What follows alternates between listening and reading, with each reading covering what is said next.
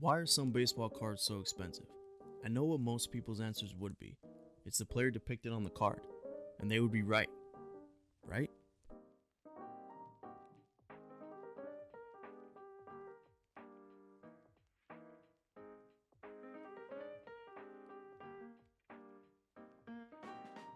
Back in 1860 is when the first known baseball trading card was created, but it was not until 1868 when a small sporting goods store in New York called Peck and Snyder started producing trading cards for baseball teams.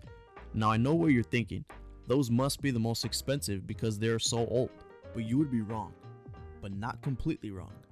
In 1909, the American Tobacco Company released the T206 white border set in their cigarette packs. These cards were not produced for very long due to the fact that the players did not care for the cards in the first place. One famous player really did not care, and his name was Honus Wagner. During that time, Wagner was thought to be the best baseball player in the major leagues.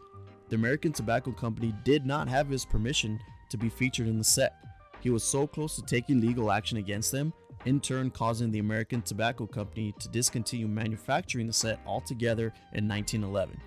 We know Honus as a Hall of Fame shortstop who had a career batting average of .328, over 3,400 total hits, and a WAR of 130.8.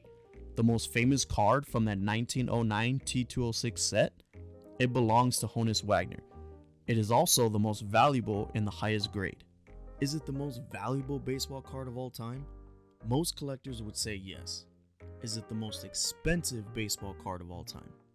No.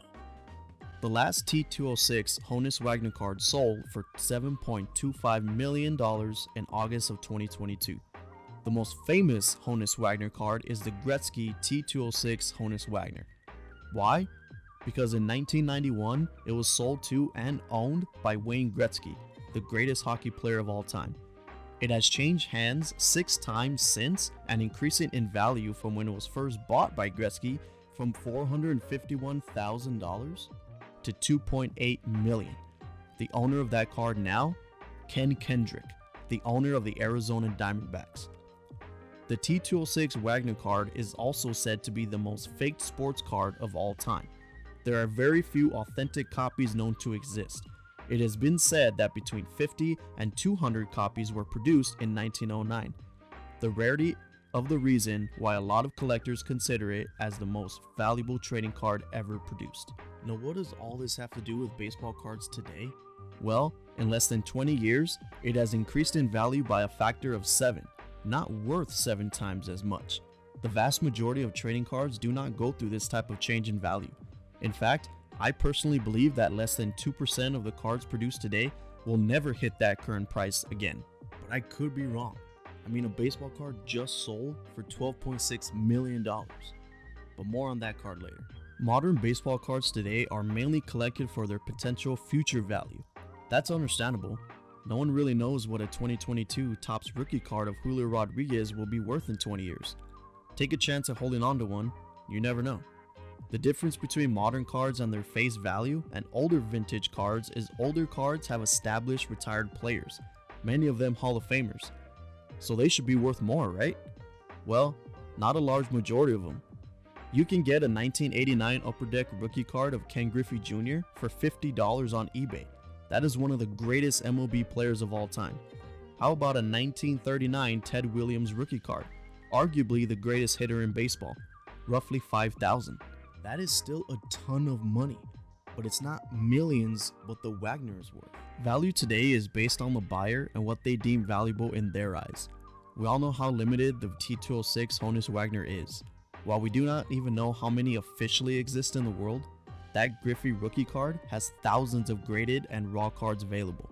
So does value come from scarcity, or does it come from condition? Remember that $12.6 million card I mentioned earlier?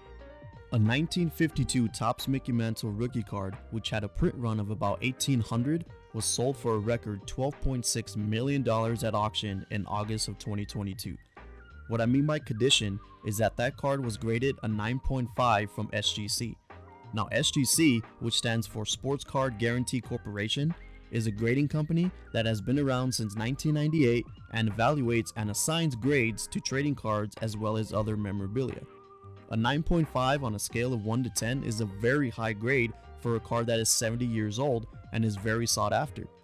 So the condition of that card has a higher value over a card from the early 1900s, which is much older. That is what happens when you have a vintage card in a high grade. Thinking back to the Honus Wagner that was sold in 2022 for $7.25 million, that card had a grade of a 2 from SGC. The value of a baseball card will mostly come down to how much someone is willing to pay, also while factoring the variables such as condition, scarcity, and demand of that card. In 20 years, will we see the first $25 million card, or is $12.6 million the peak? Well, all I can say is that there's another Mickey Mantle rookie card out there ready for auction. The grade? It's a PSA 10.